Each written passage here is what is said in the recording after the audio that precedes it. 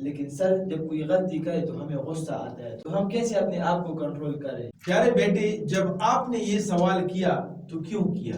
اس لیے کہ میں بہترین انسان بن جاؤں۔ اب ذرا غور کریں، اگر میں آپ کو ڈانٹوں کہ یہ بھی کوئی سوال ہے، آپ کو یہ بھی معلوم نہیں ہے، تو کیا آپ ناراض ہوں گے؟ جی ہاں۔ کیا آپ کو افسوس ہوگا کہ میں نے یہ سوال کیوں کیا؟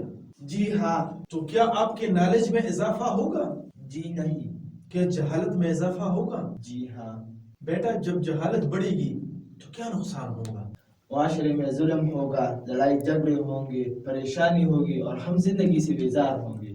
تو بیٹا اب سوچو، کیا آپ چاہتے ہیں کہ ہمارے گھر، دفتر اور ادارے میں ظلم، زیادتی، جھگڑے اور پریشانی ہو؟